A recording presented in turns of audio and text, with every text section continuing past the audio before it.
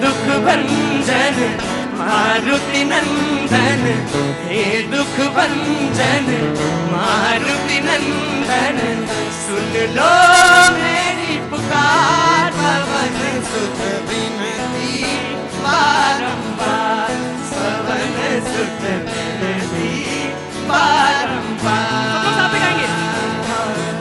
हे दुख भंजन मारुति नंदन, हे दुख भंजन मारुति नंदन, सुन लो मेरी पुकार, पवन सुत विनती बारंबार, पवन सुत विनती बारंबार। श्री राम जानकी बैठे हैं मेरे सीने में, श्री राम जानकी बैठे हैं मेरे सीने में, श्री राम जानकी बैठे हैं मेरे सीने में, श्री राम जानकी बैठे हैं मेरे सीने में। देख लो मेरे दिल के नगीने में, देख लो मेरे दिल के नगीने में, श्री राम जानकी बैठे हैं मेरे सीने में। राम सिया राम जय जय राम, राम सिया राम जय जय राम, राम सिया राम जय जय राम, राम सिया राम जय जय राम, सिया राम जय जय राम, सिया राम जय जय राम।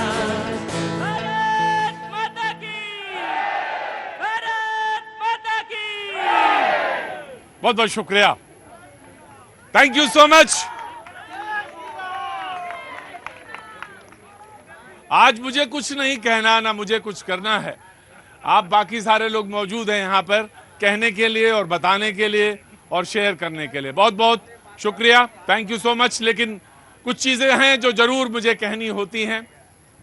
विजयदशमी के उपलक्ष्य में जो यहाँ उपस्थित हैं, बच्चे, बूढ़े, बुजुर्ग जितने हैं, उनको मैं प्रणाम करता हूँ, और जो बच्चे हैं उनको बहुत बहुत सारा प्यार। Thank you so much. बहुत बहुत विजयदशमी के अवसर पर बहुत शुभकामनाएं। और जो मेरे लोग दर्शक और वो जो चाय की चुस्की के साथ रोज शाम को भैया जी कहीं देखते हैं, बुजुर्ग लोग, और जो हमसे उम्र में बड़े हैं, उम्र दराज हैं, उनको मैं बिल्कुल साष्टांग प्रणाम करता हूं। और जो हमारे बच्चे हैं, उन सबको बहुत सारा प्रेम। विजयदशमी के अवसर पे वो तमाम सारे जो मतभेद हैं, मन भेद हैं, वो सब दूर हो। कहना वैसे बहुत आसान होता है, लेकिन ऐसे ही अवसर होते हैं जब आप इस पे कुछ ना कुछ ढूंढते हैं, कुछ मुकाम बनाते हैं। उम्मीद करेंगे कि वो जो मन का रावण है, जिसके अंदर बहुत सारा अहंकार है, जिसके अंदर बहुत सारा द्वेष है, वो सब दूर हो और हम एक बहुत अच्छे नागरिक और सफल व्यक्ति बने, पुरुष बने, स्त्री बने, ऐसा हम उम्मीद करते हैं। मेहमान जो हमारे साथ मौजूद हैं, उन सबको बहुत बहुत विजयदशमी की शुभकामनाएं। पार्टियां जरूर हैं, लेकिन मैं उम्मीद करता हूं कि पार्टियां दूर होंगी और हम एक समूचे इंसान की तरह नजर आएंगे। बहुत बहुत शुक्रिया। हालांकि डेमोक्रेसी में पार्टियां बहुत जरूरी होती हैं। आप सोचेंगे दोनों बातें कह देते हैं, ये पहली बात भी कह देते हैं, दूसरी बात भी कहते हैं। दूसरी बात इसलिए कह देते हैं कि मुझे मालूम है वास्तविकताएं क्या है।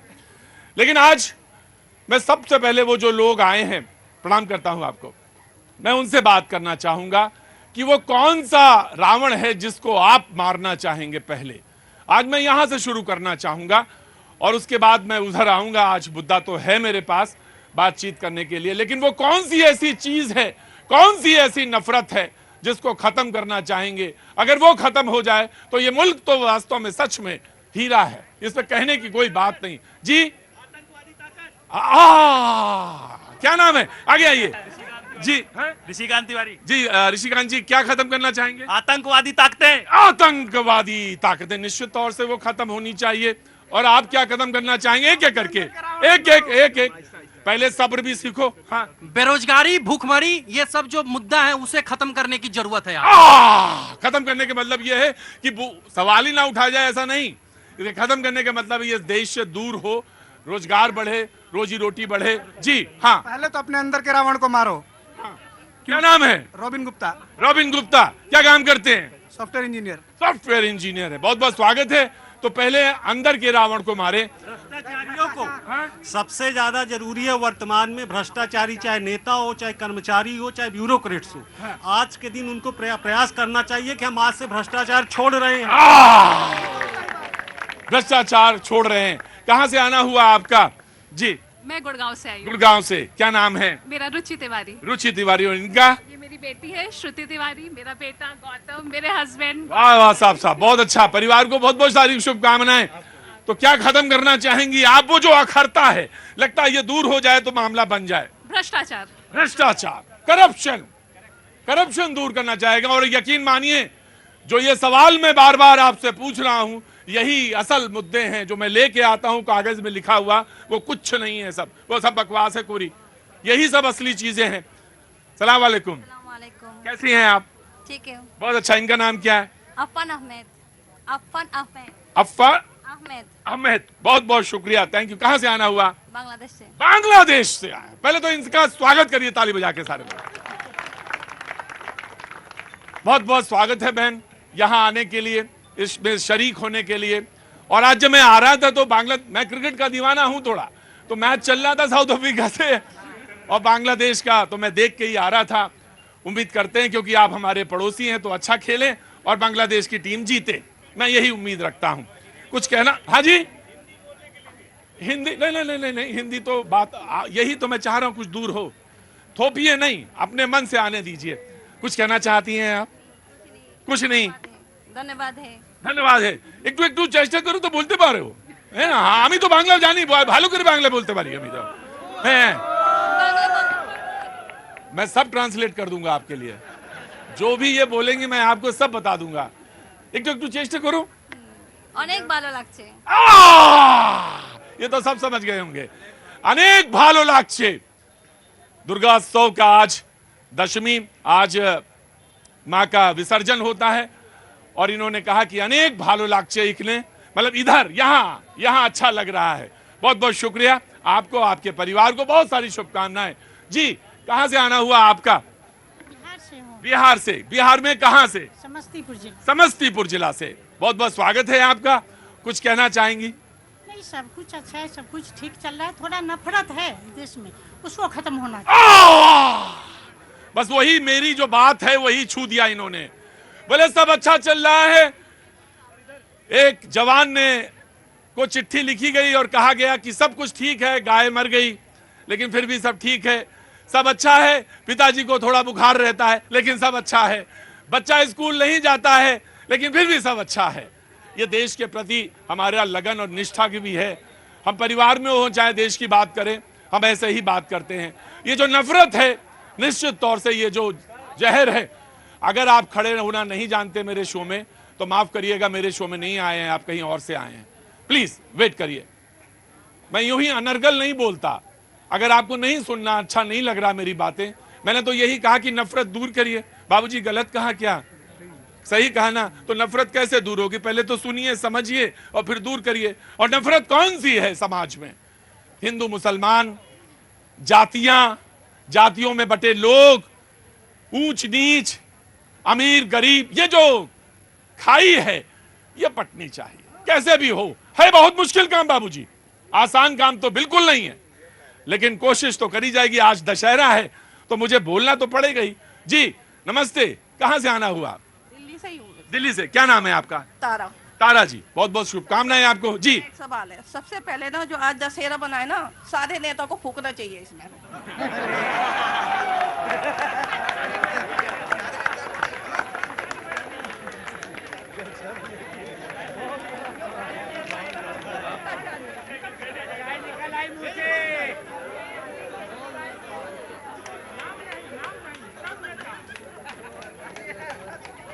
क्या नाम है आपका? तारा। तारा जी, उग्र तारा, जो 10 महाशक्तियां हैं उसमें से एक शक्ति तारा भी है। तो आपने क्या कहा? सबसे पहले जो भ्रष्टाचारी नेता ना आज के दिन इनको फूकना चाहिए। अब सही कहा, जो सारे नेताओं को फूकना चाहिए कैसे मान लूंगा मैं? जो भ्रष्टाचारी हैं वो खत्म हो, वो नष्ट हो, और जो समाज में द्वेष पैदा करते हैं वो खत्म हो। सर वो भी खत्म होना चाहिए। सबसे पहले नहीं, नेताओं ने जो हमारे हिंदू धर्म मुस्लिम को फैला रखे है ना, भेदभाव कर रखा है, इसको खत्म करना चाहिए। ये जो हिंदू मुसलमान से लड़ाते हैं ये खत्म होना चाहिए। बहुत अच्छी बात आपने कही। पहला सेंटेंस के बाद आपने उसको ठीक कर लिया, क्योंकि आपने बैट तो सही लाइन पे रखा था लेकिन बॉल स्विंग कर गई थी, मुझे नहीं समझ में आया था, लेकिन बाद में आपने उसको बहुत अच्छा किया। मैं सबको बहुत प्रणाम करता हूं और जो मेहमान हैं उनको इंट्रोड्यूस करता हूं। टीना करमवीर जी कांग्रेस का पक्ष रखने के लिए मौजूद हैं। विजयदशमी की बहुत बहुत शुभकामनाएं आपको, जीवन में खूब उन्नति हो, मंगल हो, आपका बहुत बहुत शुभकामनाएं। धनंजय गिरी जी बीजेपी का पक्ष रखने के लिए यहाँ पे मौजूद हैं। जय हो, विजय हो, खूब उन्नति हो, खूब आपको जीवन में स्पष्ट रेखाएं दिखाई पड़े। बहुत बहुत शुक्रिया। मीनाक्षी शर्मा जी आम आदमी पार्टी से यहाँ पक्ष रखने लाए, आप यूं ही मुस्कुराती रहिए। बहुत बहुत शुक्रिया, खूब आनंद हो जीवन में। सूर्या मैथिल जी राजनीतिक विश्लेषक हैं, ये उतरा चेहरा आपका अच्छा नहीं लगता, और ये जो कलरफुल आपने पहना वैसे ही जीवन हो, खूब खूब बढ़िया हो। बहुत बहुत शुक्रिया, thank you so much. Ajay Arora ji बहुत बहुत शुभकामनाएं आपको विजयदशमी की, थैंक यू सो मच। नीति शर्मा जी बहुत बहुत शुभकामनाएं, थैंक यू सो मच, जो शो में आपने यहाँ पे पहुंची हैं। बहुत बहुत शुक्रिया। जानी मानी ज्योतिषी हैं, बहुत बहुत शुक्रिया, थैंक यू सो मच। एहसान अब्बासी साहब बहुत बहुत शुभकामनाएं, बहुत बहुत मुबारक हो। समाज में जो द्वेष है वो दूर हो और आप इसमें स्पष्ट रूप से आगे एक नेता की तरफ दिखाई दें। बहुत ऐसी सारी शुभकामनाएं आपके लिए, बहुत बहुत शुक्रिया। फजील अहमद भाई बहुत बहुत शुक्रिया। डॉक्टर फजील अहमद है नाम इनका। फजील भाई आपकी डॉक्टरी खूब चमके, आप खूब चमके, और जो द्वेष है वो कम हो, और नफरत जो है बाजार में वो कम हो, बिल्कुल कम हो, खत्म होनी चाहिए। बहुत बहुत शुक्रिया। कोई रह गया? रुंझुन नहीं, चुनचुन नाम इनका, चुनचुन है, मैं इनको रुंझुन कहता।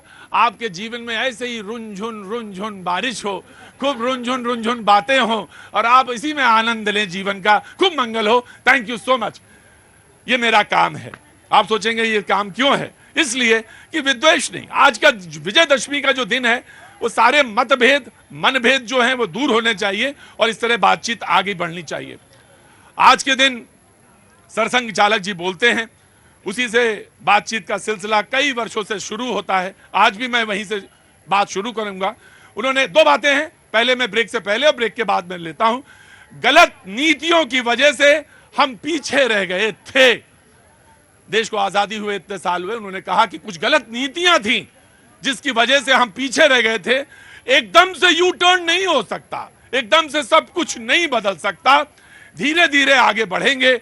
दुनिया और भारत में कुछ लोग ऐसे हैं जो नहीं चाहते कि भारत खड़ा हो। ऐसे लोग समाज में गुटबाजी और झगड़े पैदा करते हैं। बातचीत का सिलसिला शुरू करते हैं। जिसको जब भी बोलना होगा हाथ खड़ा करेगा, मैं वहां पे आऊंगा। कांग्रेस से स्टार्ट करता हूं जी। टीना करमवीर, कांग्रेस। शुक्रिया सर। आज विजयदशमी के उपलक्ष्य पर सभी को हार्दिक शुभकामनाएं। देखिए, मैं बताना चाहती हूँ, भागवत साहब आज कह रहे हैं ऐसा कि देश की इतनी चिंता कर रहे हैं। जब दानिश अली के लिए रमेश भिदोड़ी जी ने बयान दिया था तब वो कहाँ थे?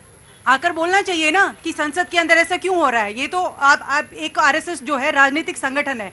आज मुझे लगता है कि मोदी जी ने वो एक अपना पॉलिटिकल जिसे कहें पावर जो है जब भागवत साहब को दे दिए, जो आज इतनी चिंता व्यक्त कर रहे हैं इस देश की। आप बताइए, 175 दिन हो गए हैं मणिपुर में, आज भी वहाँ शांति स्थापित नहीं हुई है। और मैं पूछना चाहती हूँ कि जब यहाँ दिल्ली के अंदर लगातार हम लोग दशहरा मना रहे हैं, क्या वहाँ पर आज शांति स्थापित हो पाई है? ये किसकी देन है? और लगातार वही इन्हीं के नेता बीजेपी के एमएलए लगातार कह रहे हैं कि ये सारी मणिपुर में जो हिंसा हुई है ये सरकार की वजह से हुई है। तो मैं ये पूछना चाहती हूँ कि लगातार इस देश के अंदर नफरत की एक जो जिसे कहें कि ब्यार जो शुरुआत हुई है, ये किसकी देन है? ये आरएसएस और बीजेपी की विचारधारा की वजह से। ये कहती हैं कि आरएसएस और बीजेपी की वजह से हुआ। क्या नाम है भैया? प्रभाकर सिंह। अरे हाय प्रभाकर सिंह है, तुम्हारा ही इंतजार कर रहे थे। कहां से आना हुआ? ऋषिकेश। अरे हाय कितनी शांति, गंगा जी की डुबकी लगा के आ रहे हो, बहुत अच्छी बात है। क्या कहना है? कहना है कि एक कानून बनना चाहिए ऐसा जो बहुत अच्छा लगे मर्दों के लिए। महिलाओं को 33% आरक्षण देके ये क्या साबित करना है? बाकी सब काम तो अच्छा है, लेकिन ये महिलाओं को जो 33% आरक्षण दिया है, इसलिए ऋषिकेश के ही रहने वाले हैं? रहने वाले बिहार के हैं। मुझे मालूम था ये यहाँ का नहीं है बीज।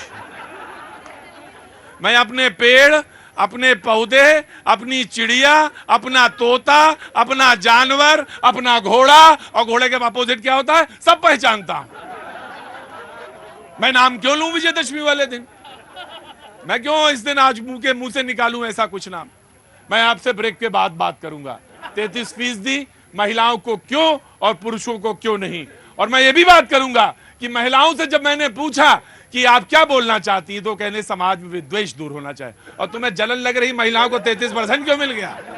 गजब आदमी हो।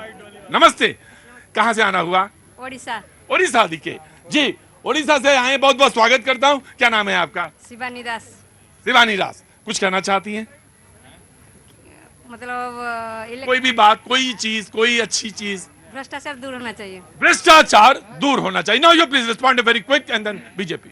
धन्यवाद प्रतीक जी। पहले तो पूरे देश को विजयदशमी की हार्दिक शुभकामनाएं। भारत माता की जय, वंदे मातरम। और आपको भी बहुत बहुत शुभकामनाएं। जितनी शुभकामनाएं आपने हमको दी, आप भी इसी प्रकार चिरकाल तक, जब तक देश जो है विकसित ना हो जाए, तब तक ये भैया जी कहीं करते रहिए। अरे ऐसा ना अश्वत्थामा बना दो जो मैं घूमता ही रहूं, मतलब अश्वत्थामा ना बना दो मैं जगह जगह घूमता ही रहूं ऐसा।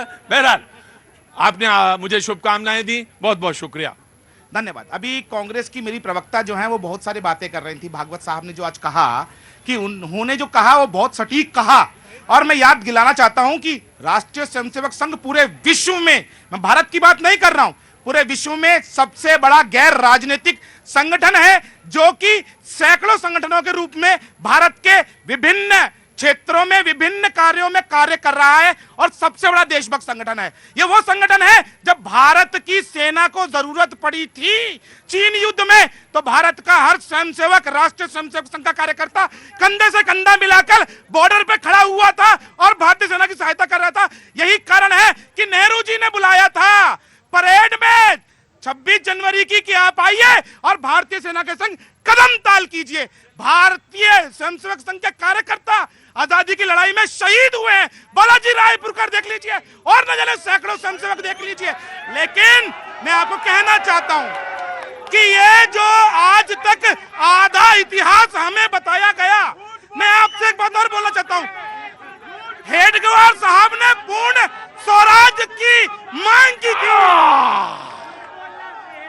हाँ जी, नेहरू जी की मृत्यु 64 में हो चुकी थी। 71 में आरएसएस को कैसे उन्होंने निमंत्रण दिया? 71 नहीं कह रहे थे वो, 71 नहीं कह रहे थे, 62 बोला था, 71 नहीं बोला था। जी जी, मैं 1 by 1 मैंने कह तो दिया कि ये आसान तो नहीं होगा, ये आसान काम नहीं है, लेकिन कोशिश मैं करता हूं। जी, आई वांट टू रिस्पॉन्ड। जी, देखिए आम आदमी पार्टी, देखिए मैं ये कहना चाहती हूँ कि आज जो मोहन भागवत जी अगर महंगाई पे बात कर रहे होते, बेरोजगारी पे बात कर रहे होते, महिला सुरक्षा पे बात कर रहे होते, शिक्षा पे बात करते, स्वास्थ्य पे बात करते, हमारे जवानों के बारे में बात करते, किसानों के बारे में बात करते, तो मुझे बहुत अच्छा लगता। क्योंकि आज देश को इन सब मुद्दों की पे काम करने की बहुत ज़रूरत है। क्योंकि आज मोदी सरकार ने देश को बेड़ागर्क कर दिया है।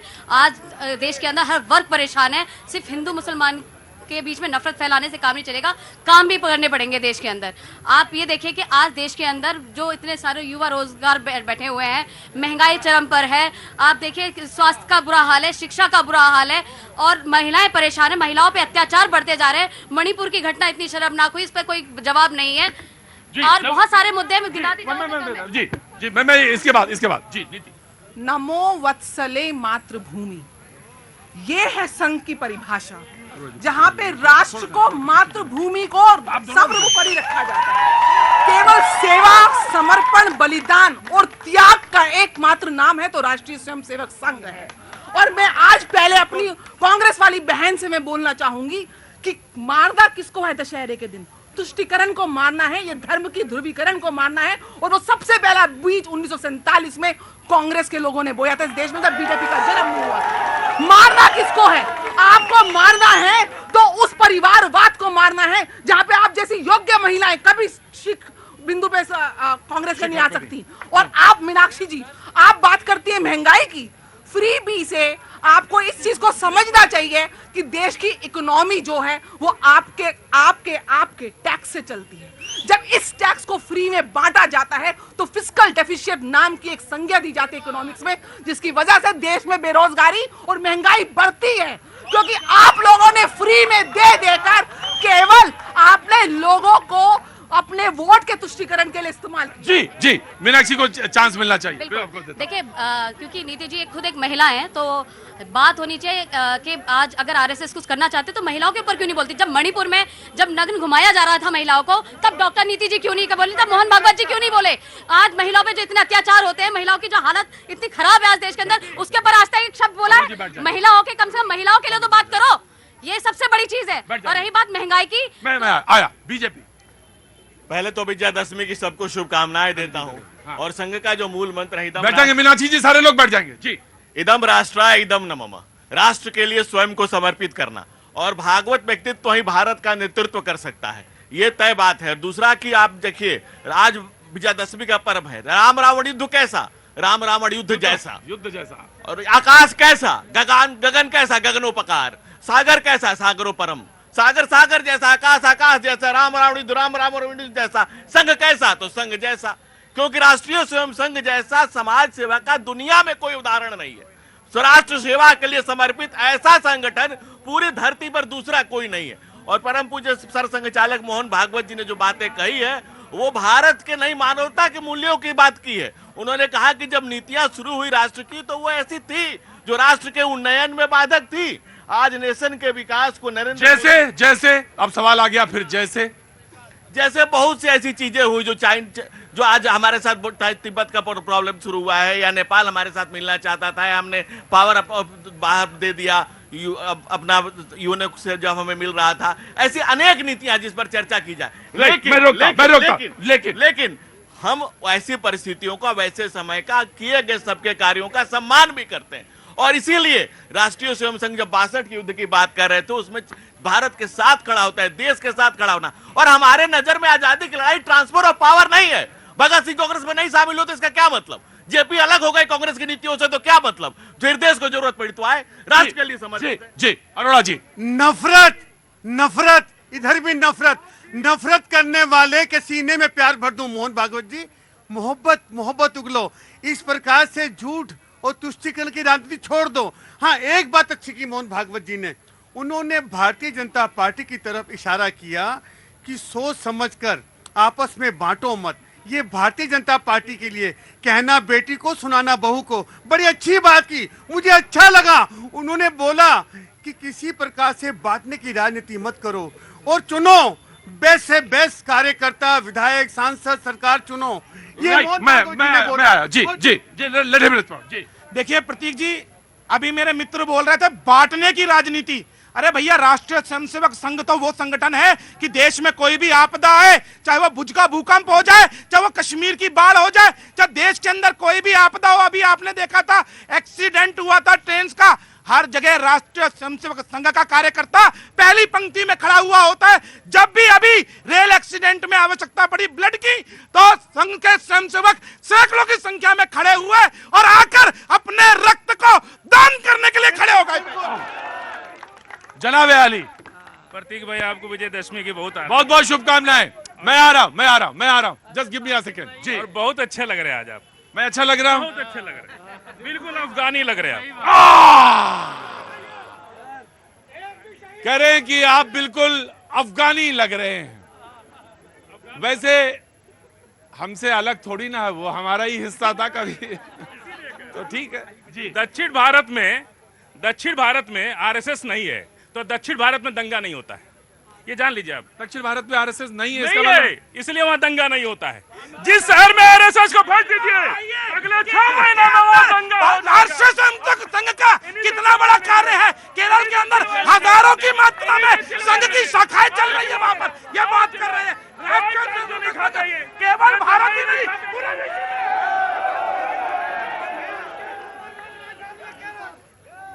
दक्षिण भारत में काम करते, मैं आ रहा हूं। जिनके दिमाग में ही दंगा हो उन्हें दंगे छोड़कर और कुछ नजर ही नहीं आ सकता है।